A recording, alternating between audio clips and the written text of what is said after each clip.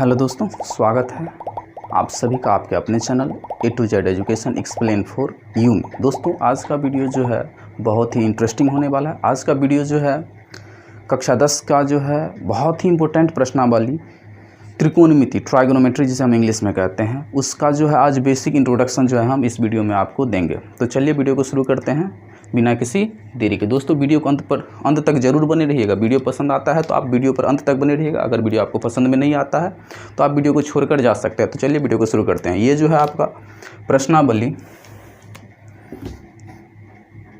8.1, 1, 2, 3 और 4 चारों का जो है बेसिक इंट्रोडक्शन है। चैप्टर का नाम है त्रिकोणमिति। त्रिकोणमिति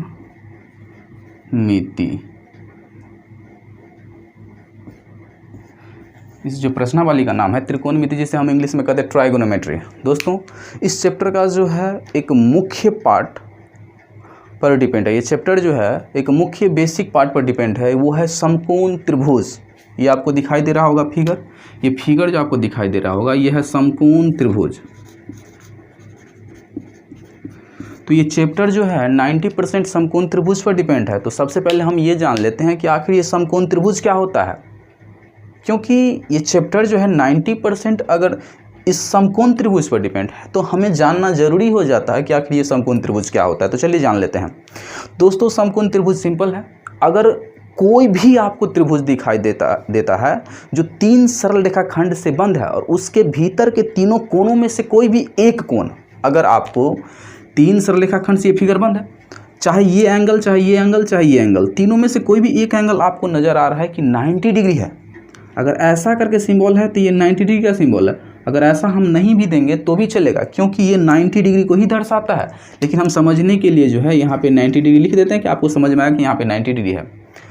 तो इसके अंदर का कोई भी एक कोण ही 90 डिग्री हो तो उसे हम कहते हैं समकोण त्रिभुज। बस सिंपल है। तो यहाँ पे लिखा है, और समकोण त्रिभुज इंग्लिश में कहते हैं राइट एंगल ट्रायंगल। तो ऐसा त्रिभुज जिसका एक कोण समकोण, समकोण अर्थात 90 डिग्री, मतलब 90 डिग्री को ही हम समकोण कहते हैं। तो उसे हम समकोण त्रिभुज कहते हैं। अगर किसी त्रिभुज का एक कोण 90 डिग्री हम क्या कहते हैं? समकोण त्रिभुज। इस समकोण त्रिभुज में जो है कोई भी त्रिभुज होता है तो उसमें 3 गो भुजा तो होता ही है, लेकिन इस त्रिभुज में क्या है, तीनों भुजा का अलग अलग नाम दिया गया। ऐसा क्यों? क्योंकि इसका तीनों भुजा जो है अलग अलग तरीका से काम करता है। तो ये तीनों भुजा का नाम है लंब, कर्ण, लंब, कर्ण और आधार। लेकिन इसका नाम लंब, इसका नाम आधार और इसका नाम कर्ण क्यों? इसका नाम कर्ण क्यों नहीं, इसका नाम जो है लंब क्यों नहीं, इसका नाम कर्ण क्यों नहीं, इसका नाम आधार क्यों नहीं? ऐसा क्यों? सिस्टम से ही दिया गया है कि उसका नाम कर्ण होगा, इसका नाम लंब, इसका नाम आधार होगा। तो चलिए इसी सब बात पर जो है इस वीडियो में डिस्कस करेंगे। तो सबसे पहला बात आता है, सबसे पहला जो है इसमें कर्ण पर हम बात करेंगे कि आखिर कर्ण क्या होता है। तो यहाँ पे लिखा है जिसका इंग्लिश में हम कहते हैं, जिसे हम इंग्लिश में कहते हैं हाइपोटेनस, HYPOTENUS, हाइपोटेनस। तो ये कर्ण क्या होता है? तो कर्ण को पहचानने का सिंपल सा तरीका है दोस्तों कि जहाँ पे भी आपको 90 डिग्री नज़र आ रहा है, जहाँ पर भी आपको 90 डिग्री नज़र आ रहा है, उसके सामने में जो भुजा आएगा, उसके सामने में जो भुजा आएगा उसे ही हम कहते हैं कर्ण। मतलब इस 90 डिग्री के सामने में AC भुजा आई है तो AC भुजा कहलाएगा कर्ण। तो आपको कर्ण समझ में आ गया होगा कि समकोण के सामने वाली जो भुजा होती है उसे हम कहते हैं कर्ण। तो चलिए लिख देते हैं, समकोण अर्थात मतलब 90 डिग्री, समकोण के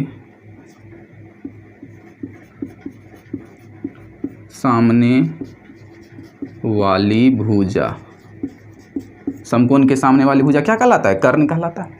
अब दूसरा आता है लंब। ये जो आपको लंब दिखाई दे रहा होगा, लंब, ये लंब क्या होता है सर? जिसे हम इंग्लिश में कहते हैं परपेंडिकुलर। कितने बच्चे को तो लंब, कर्ण, आधार में बहुत कन्फ्यूजन रहता है। तो कन्फ्यूजन को आज जो इस वीडियो को देखकर दूर कर लीजिए कि लंब क्या होता है। कर्ण तो आपको समझ में आ गया होगा। चलिए लंब को देखते हैं। लंब को ही पहचानने का सिंपल सा तरीका है दोस्तों, आपको पता होगा कि त्रिभुज के तीनों कोणों का योग जो होता है 180 डिग्री होता है। तो ये 90 हो गया, तो ये अब शेष बचा 90 डिग्री। क्यों? कोई भी फिगर हो उसके अंदर का जो 3 कोण होता है उसको हम ऐड करते हैं, मतलब जोड़ते हैं, तो उसको मिलाकर जो होता है 180 ही होता है, चाहे कोई भी त्रिभुज हो। तो ये 90 हुआ तो ये 90 में ही एडजस्ट करेगा, ये 45 तो ये भी 45 होगा। अब ये 60 लेगा तो ये 30 को 30 लेना पड़ेगा, क्यों? बस शेष तो बचा है 90 ना, क्योंकि तीनों का योग तो होता है 180 डिग्री। तो अगर आपको ये पता नहीं है कोण कितना है, तो कोण को इंडिकेट करने के लिए एक सिंबल का यूज किया गया है जिसे हम कहते हैं थीटा। क्या कहते हैं? थीटा। तो थीटा चाहे यहाँ पे रहे चाहे थीटा यहाँ पर रहे, मान लेते हैं हम कि थीटा अभी यहाँ पे है, थीटा की जगह पे 30 डिग्री हो सकता है, 35 डिग्री हो सकता है, 45 डिग्री हो सकता है, 90 डिग्री, 120, कोई भी डिग्री हो सकता है।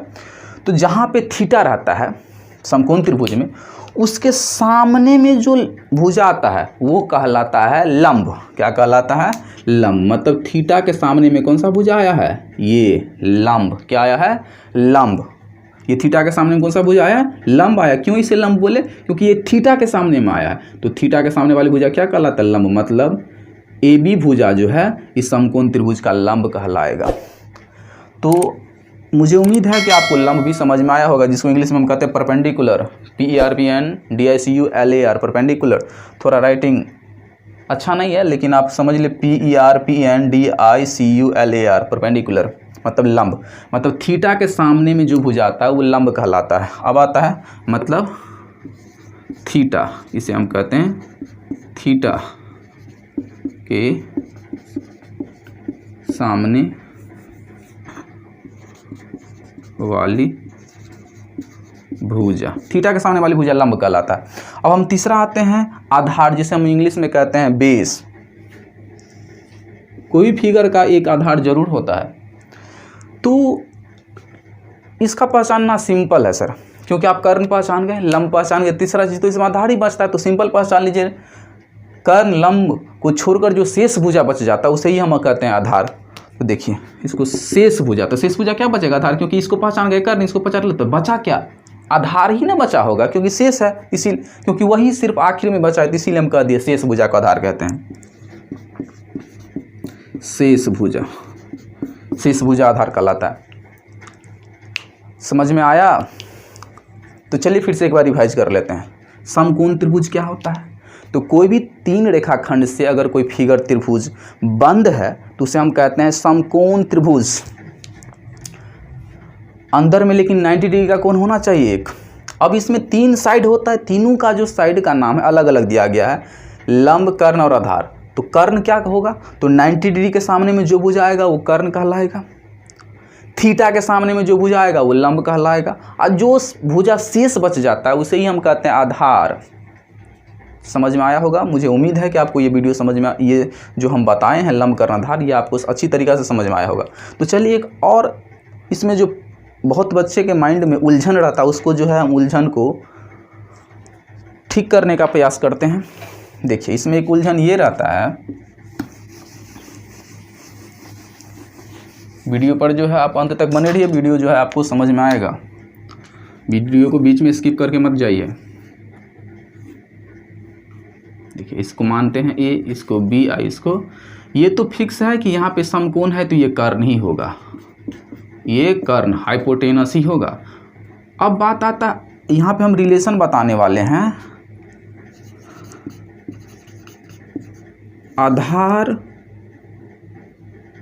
आधार और लंब में, कि आखिर दोनों में क्या रिलेशन है।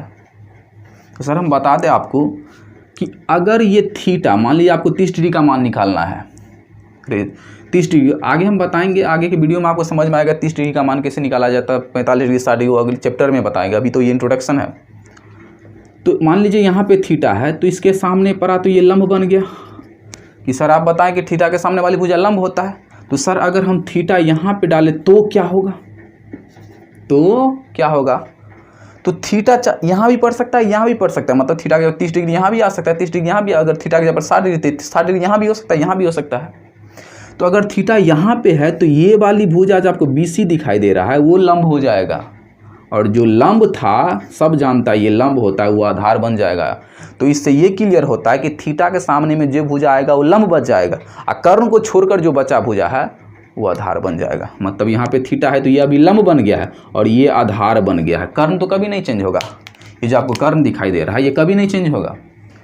अगर थीटा हम यहाँ पे लेंगे तो ये बन जाएगा लंब और ये बन जाएगा आधार, अगर थीटा हम यहाँ पे लेंगे तो ये बन जाएगा लंब ये बन जाएगा आधार। इससे ये क्लियर होता है कि लंब और आधार आपस में चेंज हो सकता है, लेकिन कर्ण समकोण त्रिभुज में कभी नहीं चेंज होगा। तो चलिए एक नेक्स्ट उलझन की ओर चलते हैं, जो इस चैप्टर में कई बच्चों को जो है समझ में नहीं आता है। इसका जो कुछ बेसिक फार्मूला होता है समकोण त्रिभुज का,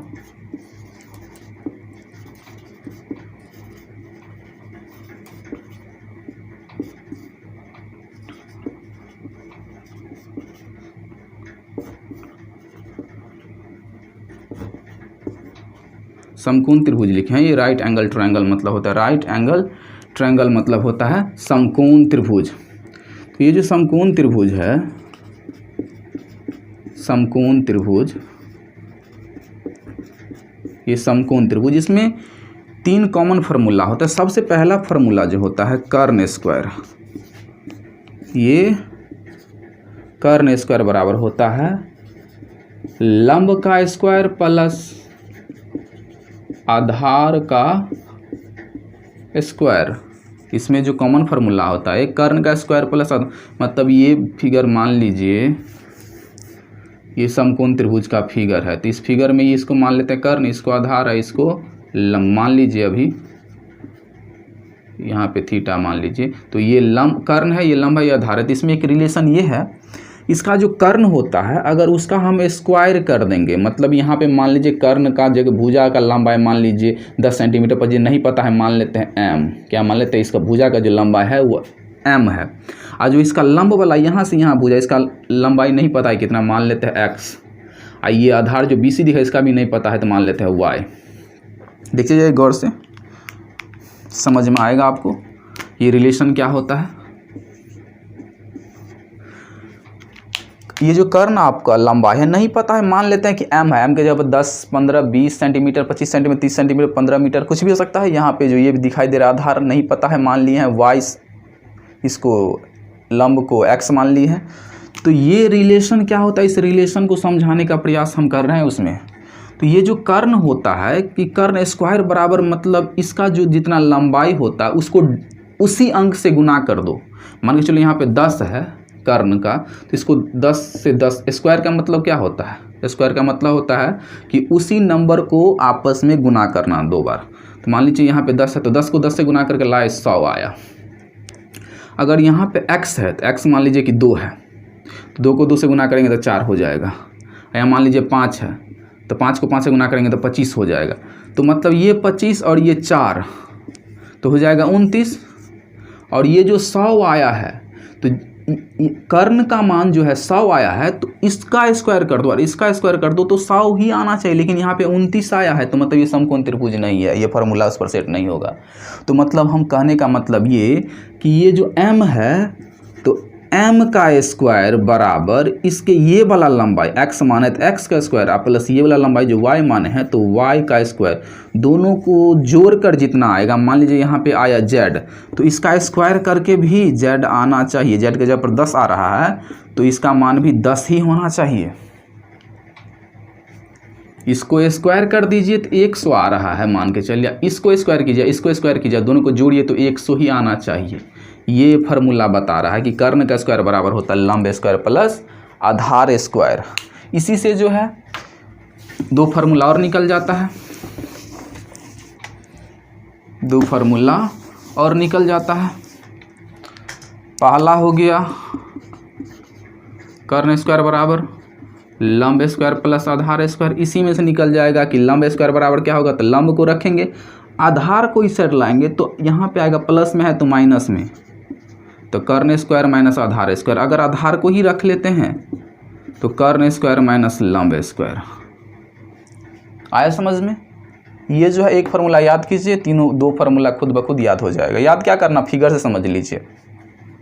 मुझे उम्मीद है कि आपको ये बात समझ में आया होगा। अगर नहीं आया तो वीडियो को बैक करके ज़रूर देखिए, एक बार देखिए, 2 बार देखिए, और नहीं तो उसका स्क्रीनशॉट ले लीजिए। तो ये है इसमें रिलेशन। इसमें एक और कॉमन बात है कि अगर सब पर से स्क्वायर हटा दे तब पूछे कि कर्ण बराबर सिंपल, अगर कर्ण स्क्वायर बराबर पूछ रहा है तो लंब स्क्वायर प्लस आधार स्क्वायर, लेकिन सिंपल पूछा है कि खाली कर्ण बराबर क्या होता है, तो लंब स्क्वायर प्लस आधार स्क्वायर नहीं बोलेंगे, रूट अंडर लंब स्क्वायर प्लस आधार स्क्वायर बोलेंगे। अगर खाली लंब बोल रहा है तो इसमें बोलेंगे रूट अंडर कर्ण स्क्वायर माइनस आधार स्क्वायर, अगर खाली आधार पूछ रहा है तो रूट अंडर कर्ण स्क्वायर माइनस आधार स्क्वायर होगा। तो बस आज के लिए बस इतना ही। अगले वीडियो में जो है हम प्रश्नावली 8.1 के प्रश्न को लेंगे, और जो है इस वीडियो में कुछ बेसिक इंट्रोडक्शन बच गया है, तो उस वीडियो में हम जो है वीडियो को स्टार्ट करने से, प्रश्न को सॉल्व करने से पहले जो है हम इस वीडियो का कुछ बेसिक इंट्रोडक्शन भी जो बच गया है वो हम उस वीडियो में, अगले वीडियो में दे देंगे। अगर वीडियो आपको पसंद आता है तो ही लाइक शेयर और सब्सक्राइब कीजिए, इससे क्या होता है हमें मोटिवेशन मिलता है। और अगर आपको इससे नेक्स्ट टॉपिक पर वीडियो चाहिए तो हमें कमेंट कीजिए कि सर हमें इस चैप्टर का जो है बेसिक इंट्रोडक्शन चाहिए, इस mensuration, coordinate geometry, linear equation and linear equation, pair linear equation in two variable, कोई भी जो आपको 10th क्लास का चैप्टर हो उससे हमें कमेंट कीजिए, तो हम उसका जो है वीडियो आपको बना के जो है प्रोवाइड करेंगे। तो आज के लिए इतना ही। जय हिंद।